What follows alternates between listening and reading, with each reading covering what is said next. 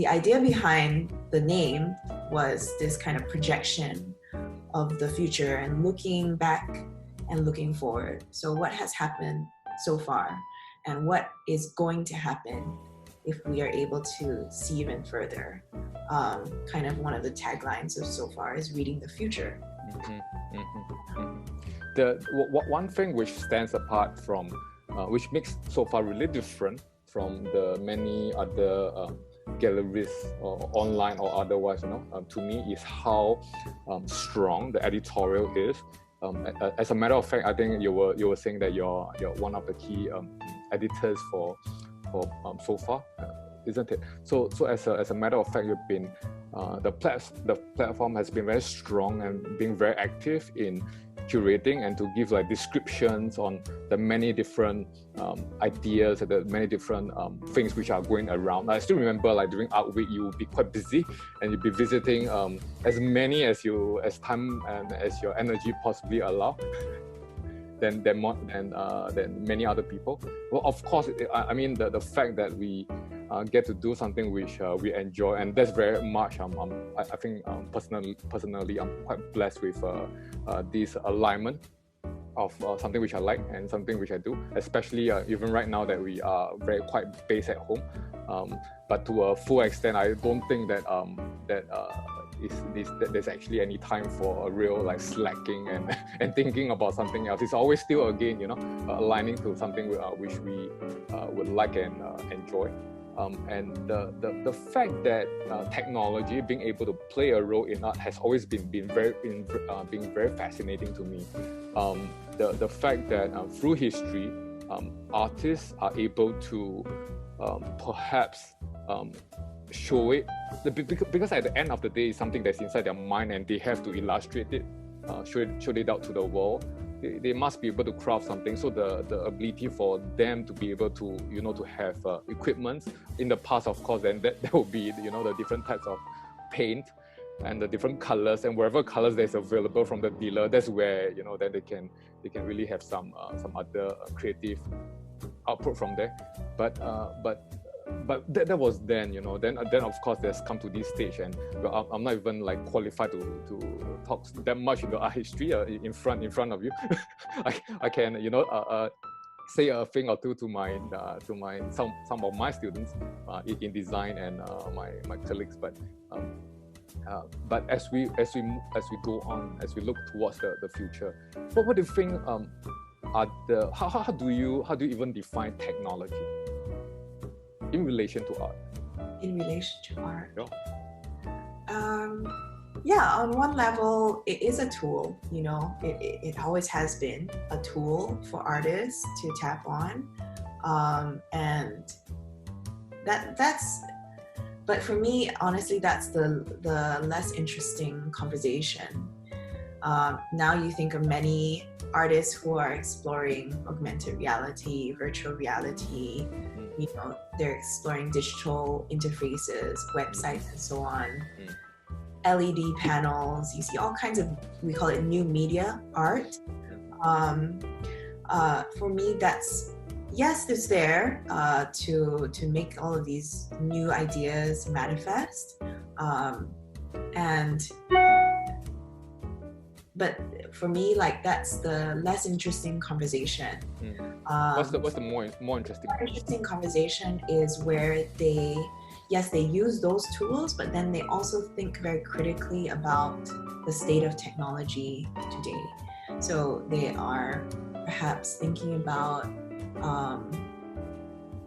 surveillance capitalism, or why smart cities can be somehow compromising for our digital rights or our digital privacy.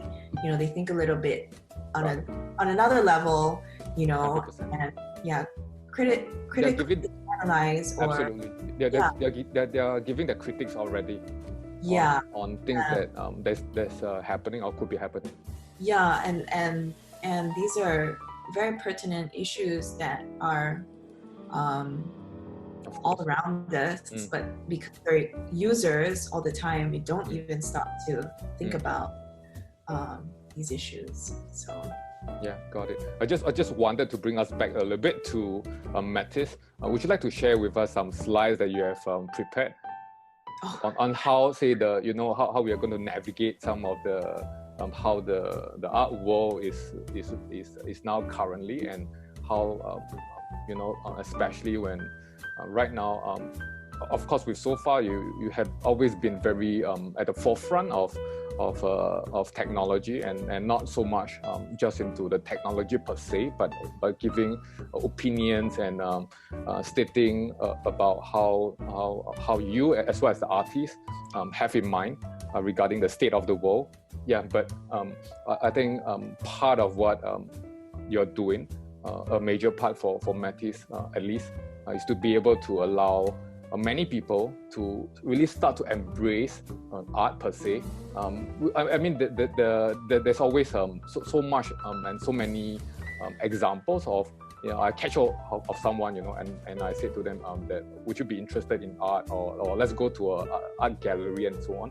And one of the things that they would always say is that art is like too expensive for me.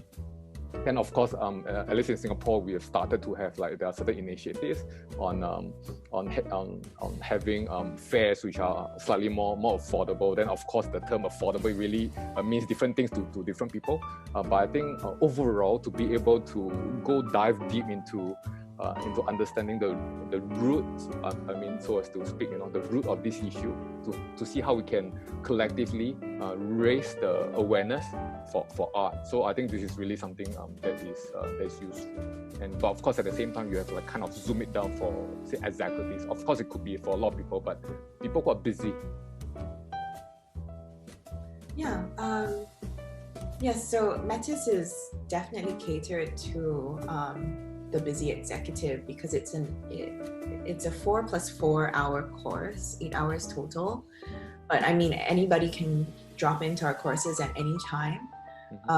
And yes, one of the myths that we want to debunk is that art is inaccessible or priced out of our league. I think most of us, if you've already planned up for for your first home, your first condominium or HDB, the next step then is to then have kids, and then you have somewhat of a disposable income, perhaps enough to buy a nice watch or a nice car, etc. Then what's next, right? And I think that art somehow gets pushed down in a list of priorities, because we in our Singaporean mindset tend to think quite pragmatically. So that's another thing that I really want to mix up into the art education, is that art can be so rewarding, it's not a pragmatic at all. Absolutely. And I think that at any level, even if you're spending $1,000 on a small watercolor drawing, or $1 million on an amazing painting, then I think the journey is very rewarding with each piece. It boils down really, arguably, Christina, that you're able to appreciate a particular thing, very much like say a watch or car or something like that. It's somewhat easier because it's something that's been ingrained from young. You have been people have been exposed to these things, but as in things which they like. But if we are able to be exposed to, say, for example, art, and we are able to appreciate it, then that becomes something that's enjoyable when you have that. Yes. That's something which I've really seen that delight in people's eyes when really they literally maybe buy their first piece 100%. As a young professional, and then they only spend $1,000, or really they spend a lot of money, but the same delight is there, the same appreciation. It's not about the price tag ultimately. It's this thing that you care for. Perhaps you become the caretaker of a beautiful object that's been brought into the world. Artists is something so special. I totally get that. Yeah, sure. And that discovery, that journey is lifelong for some people. So I'm really about the business of setting people off on this journey of discovery that could Awesome. be 10, 20 years onwards. That's great. And that's one of the things that I love about my job is inculcating this idea It grows on you. longevity, posterity, and art collection that can grow with you, that can even be handed on down to your children. That's lovely. Yeah. So, and it doesn't, I think that, definitely don't think like, oh, my entry level is like, oh, you have to have 10K, 20K. No, it's not about that at all. Anybody can begin at any amount, basically. Awesome. I personally have bought works at between maybe 300 to 10K. So you can buy quality works for a small price. And then you come home and you feel like, oh, I supported an artist. I'm a part of my local art ecosystem, and that's something that's very rewarding. And then the interesting, of course, is how do you tell, right? Or rather, what is it that every one of us would depend on, because all of us has got like different metrics of what is good or what is not so good, what is it that we like or what is it that we not so like. Of course, at first glance, there are a lot of things that speaks to us, right? But to someone who supposedly has got no idea, of what at least for art, what beauty is, then you'll be very much able to share some of the key things to really look out for. It's almost like to buy. I'm sorry, it's probably a lousy comparison, but just to illustrate that, like for me to select vegetable, I don't even know, like I want to buy a nice one. What is fresh and what is not so fresh. Fortunately, art has been around for thousands of years, so there are like really some of the characteristics and so on and so forth. Good comparison. Your line of work is like furniture. You know what I mean? 100%. There's IKEA, and then there is another grade of furniture. That is very long lasting, and then there's and it's not anything wrong with IKEA. I think sure any of us have IKEA in our homes, but then there are also those pieces that are really special, and you do want to invest a little bit more. 100%. Yeah, and that's a whole kind of a wormhole that you can go into and learn about such prized pieces in the mid-century moderns and so on. Absolutely. Yeah. So actually, some of my art collectors are also furniture collectors. Of course, comes together. Yeah. I remembered that. I'm sorry. Am I like interrupting your flow of the slides? I'll talk about something which I want to bring out later, but just want to see your next slide. I don't think I have the next slide. This is all I have. No, the first one, we didn't see the first one. So you stop. The others are so far. No, that's fine. Okay. Wanted really to, because we have dive into so far as well. So there's something really which I think we can yeah, I'll follow you. All right. This is interesting. What's this? This is a Debbie Ding piece. Unfortunately, it's been sold, but it was a wood cut, but made through digital means. So digital wood cut with an MDF kind of plywood board. That's beautiful. And Debbie has a special connection with a very long time connection with an art space at Armenian Street called the Substation. It's Singapore's oldest independent art space, and it's been around for more than 20 years, I think now. Of course. And Debbie's always exhibited there and been commissioned by them and done all kinds of projects with them throughout the years. But in 2018, when she made this piece, in 2018 and 19, the Substation was going through a little bit of a crisis in terms of where its direction was going and who its director would be, what would it come to embody in the local art landscape today. And it was also this time when if you notice, the pavement outside Armenian Street got covered over. Yep. It's no longer a through road, but now it's kind of a thorough. It's like for walking, right next to SMU. Yeah, that's right. Yeah, which changes the dynamics. I think changes the dynamics of accessibility to the substation and the Peranakan Museum right next to it. So anyway, she depicted the substation in this kind of moment of change or flux or uncertainty, and this is what is going on in that zone. Awesome. That thorough, you see also a road kind of leading up to its steps. Got it. I think one of the beautiful character which appeals really to me is that, and this is something that speaks for even furniture, and to a high extent interior design, to a high extent architectural, is that many works and many artists and designers and architects, there is a certain idea, there's a certain concept, there's a certain point of view that we very much wanted to express.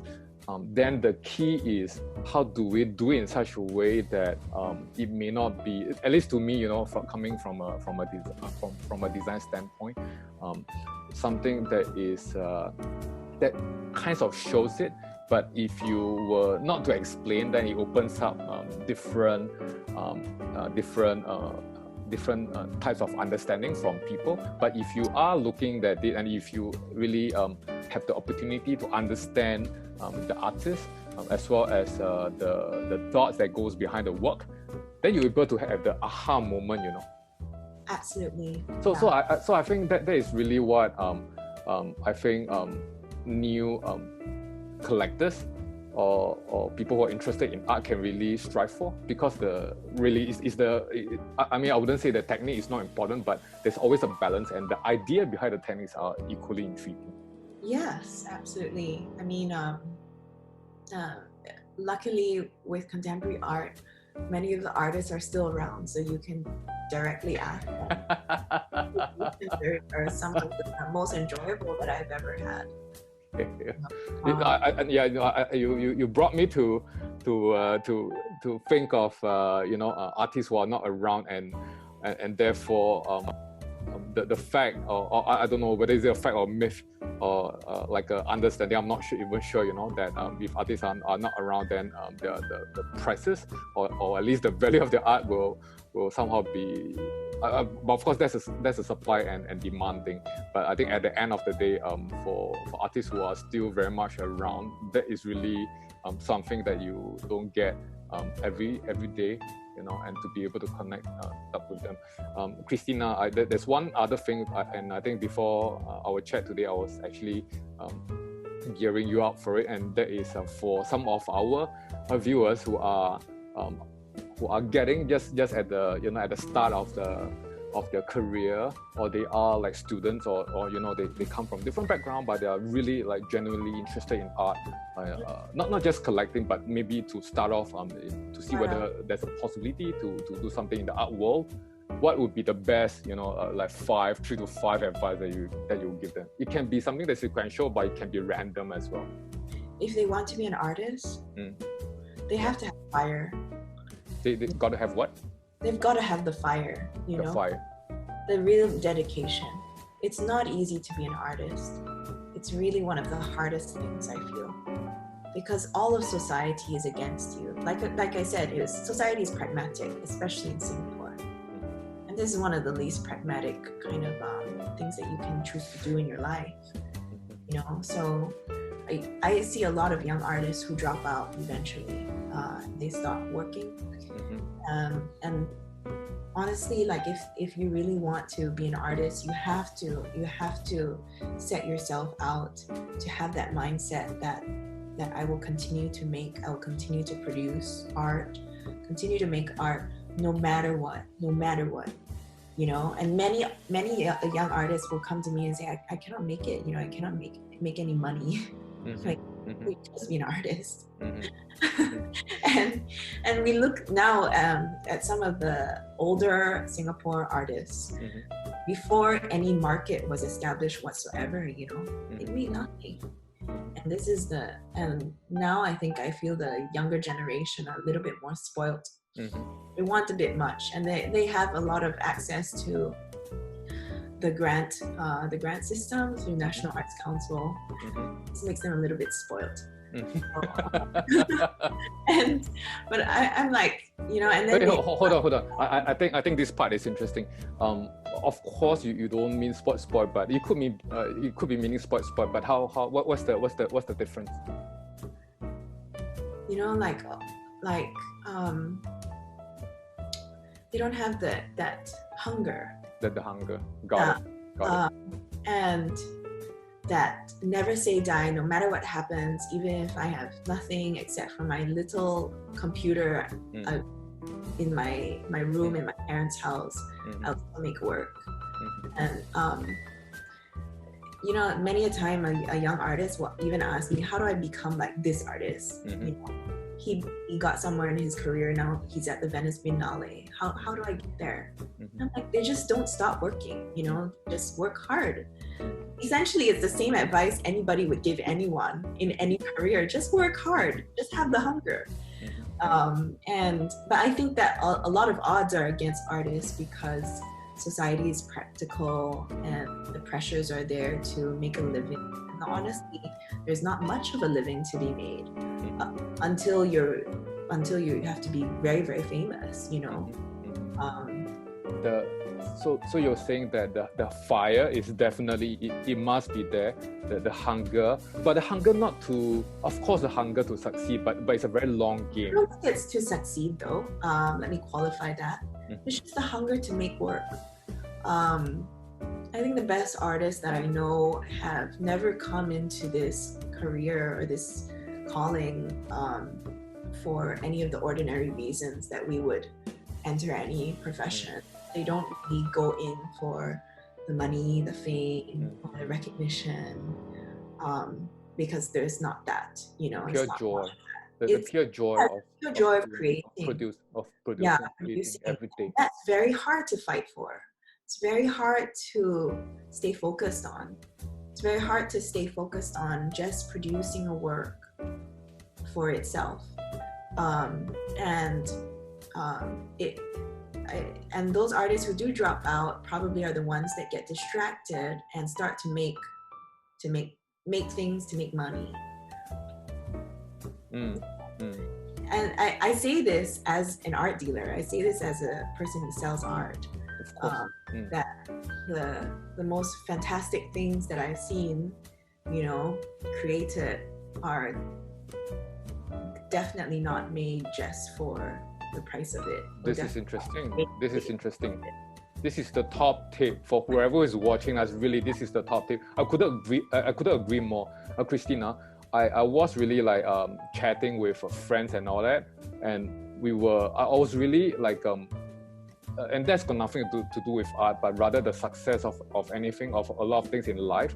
We're talking about, you know, there would be this old saying, or I mean it's old and it's also modern at the same time, and they say that you pursue something which you like, they call it a passion. You pursue your passion, and you should be able to be successful. But then I'm really thinking to myself, because everyone has got passion, and of course everyone is successful to a certain extent, but to be successful in the thing which you really want to be, you know, to be really like the top 5% in the things which you're doing, that even the top 10%, or to know that you're satisfactorily at the top of your game is more than passion.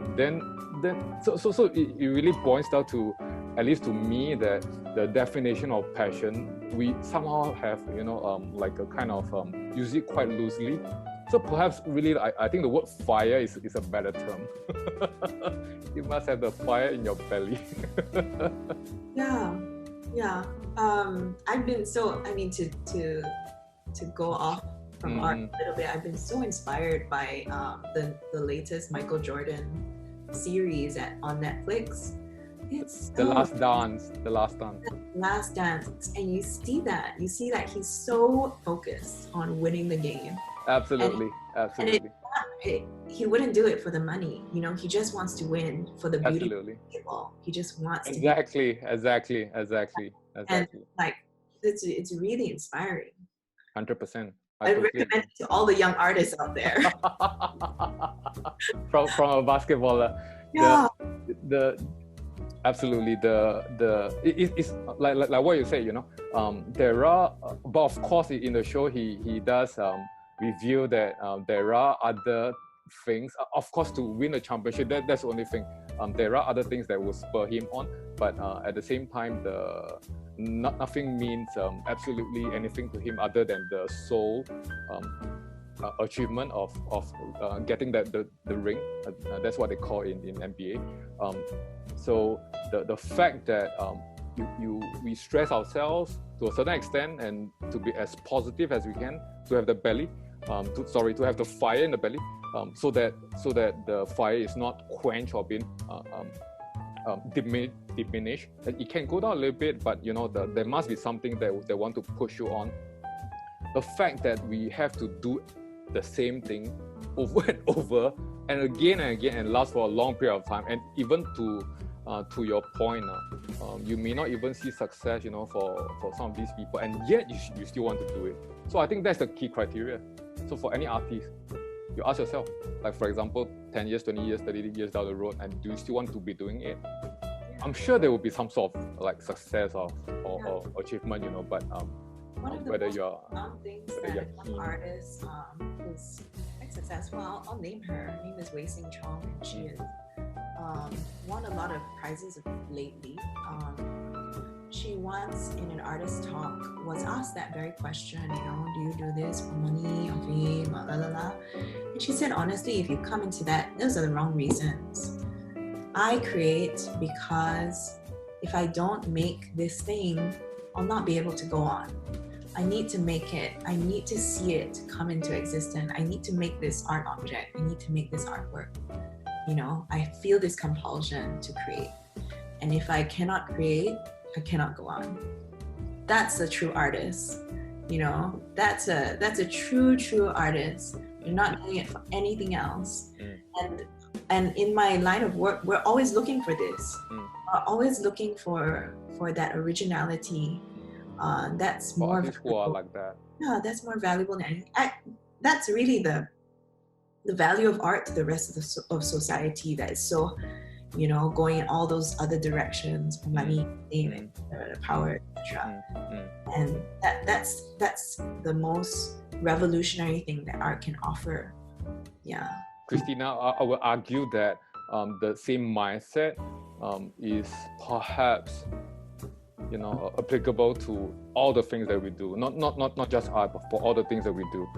We must really have the single-mindedness to really understand what is it that you're doing for, because the success and so on, the things which comes from that is really very much like part of the so-called package that comes along when you have put in your work and your fire into something, and not a consideration that comes at the front, because like what you said, that will be easily being diminished or diluted by knocks, by circumstances, and so on. Thank you for sharing. I think this is the one best piece of advice. I was asking you just now before our talk that whether you would like to give a few pointers for collectors or for new collectors, for professionals, executives. But I think I think I'll say this. Folks, you have heard Christina. So if you want to find out more, please hit her up. Go to the website, Metis Art Education, or so far, and you can find. Where is it that we can find you, Christina? metisart.co. Metisart.co is the website for our education programs, which will probably resume, I hope, in June or July. We partner with Straits Clan, and that's where the programs have their home. Awesome. And Christina can be found, and as well as the other two so far at Metis can be available, as in discoverable on Instagram as well. So please, folks, the person to look forward to meeting up with. Thanks so much for the plug, Vincent. No problem. Thank you so much. Thank you, Christina. I'll chat up with you soon.